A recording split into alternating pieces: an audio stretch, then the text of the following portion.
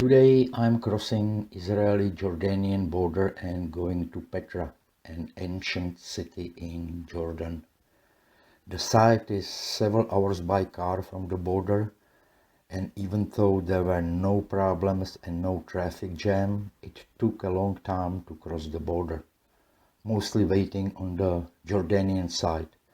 But finally we got through. The road goes mostly through the desert and mountains with quite interesting views. And finally, we got to the entrance to Petra. We are looking at what is called in Arabic Al-Khazneh, or in English the treasury.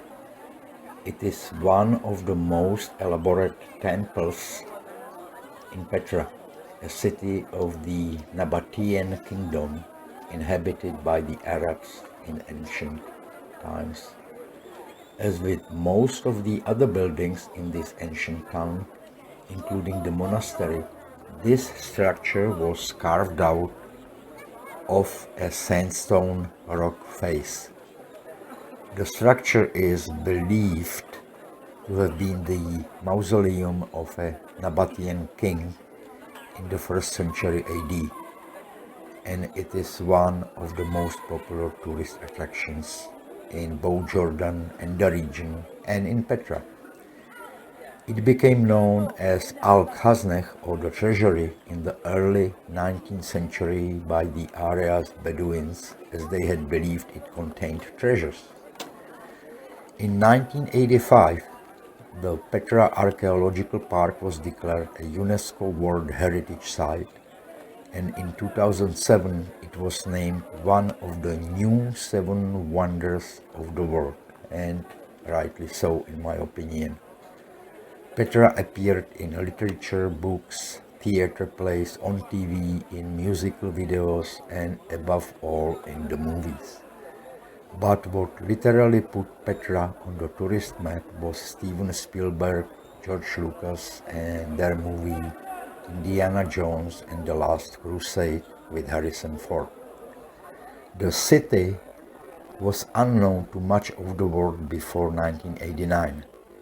That year, Petra was featured in the Indiana Jones and the Last Crusade, and Petra stood in for where Indiana Jones finds the Holy Grail. Maybe you saw the movie, maybe you remember the scene.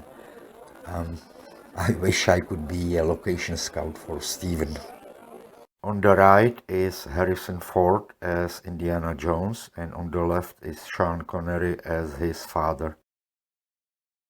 As I am sitting here, several questions come to mind.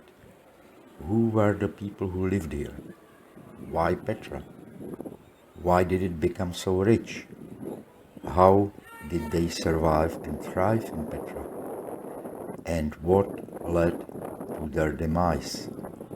Well, as far as I know, people who lived here were called Nabateans, and they were Arabian nomads from the Negev desert who gained their wealth first as traders on the incense routes which connected modern-day Yemen and Gaza on the Mediterranean Sea. And why Petra? Well, strategic place, both for security because they were surrounded by inhospitable desert, and also they could control regional trade from here the best way possible. They basically invested in Petra's proximity to the trade routes by establishing it as a major regional trading hub. The Nabateans were exceptionally skilled traders, facilitating commerce between China, India, the Far East, Egypt, Syria, Greece, and Rome. They dealt in such goods as incense, spices, gold, animals, sugar, ivory, perfumes, just to name a few. From its origins as a fortress city, Petra became a wealthy commercial crossroads between the Arabian, Assyrian, Egyptian, Greek, and Roman cultures. Control of this crucial trade was the lifeblood of the Nabatean Empire Kingdom. And how did they survive and thrive in Petra? There is no rivers, no lakes, no water. Well, they were accustomed to living in the barren deserts, unlike their enemies, and were able to harvest water, and also were able, unlike their enemies, to repel attacks by taking advantage of the area's mountainous terrain. They were really particularly skillful in harvesting rainwater, and obviously, as we can see, they were good at stone carving. They collected rainwater. They dug out underground cisterns in the desert, and when they were filled, those cisterns by rainwater, Nabateans covered them up in such a way that they completely blended within the area and no one could find them, just the builders who collected the water. If you look at the left, like 3 feet of the ground, you will see a step, and that's basically the canal that they used for getting water in Petra. So remember, folks, if you are heading to the desert, bring water with you, otherwise you may end up like this. At its peak, Petra had something like 20 to 30,000 inhabitants, and they had to live somewhere, right? And we are looking at it. All the dwellings were carved into the rock.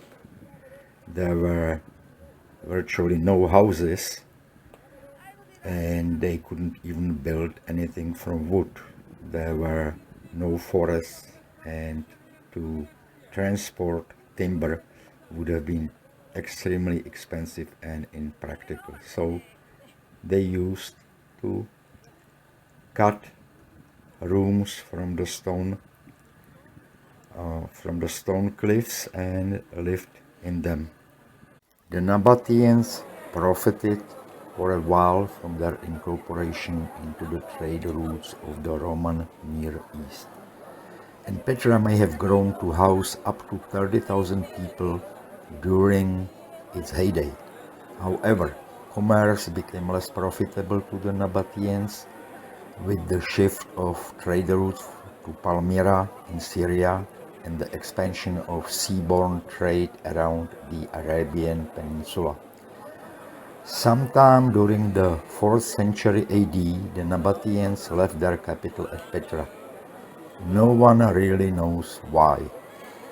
It seems that the withdrawal was unhurried and organized process, as very few silver coins or valuable possessions have been unearthed at Petra. Petra's importance declined as sea trade routes emerged, and after an earthquake in 363 destroyed many structures. In the Byzantine era, several Christian churches were built, but the city continued to decline, and by the early Islamic era it was abandoned except for a handful of nomads. It remained virtually unknown to the West until it was rediscovered in 1812 by Europeans. Access to the city is through a 1.2 kilometer long gorge called Sik, which leads directly to the treasury. Famous for its rock-cut architecture and water conduit system, Petra is also called the Rose City because of the color of the stone from which it is carved. It has been a UNESCO World Heritage Site since 1985. UNESCO has described Petra as one of the most precious cultural properties of man's cultural heritage. In 2007, Al-Khazneh, the treasury, was voted one of the new seven wonders of the world. Petra is a symbol of Jordan as well as Jordan's most visited tourist attraction. Tourist numbers peaked at over 900,000 in 2010, but there were followed a temporary slump during which the political instability created by the Arab Spring, which affected countries surrounding Jordan. Visitor numbers subsequently increased and reached a record-breaking 1.1 million tourists in 2019. Tourism in Petra was crippled by COVID pandemic and visitor numbers plummeted to zero since March 2020. The Jordanian government used the opportunity and authorized excavations in front of the treasury to make use of the site's emptiness.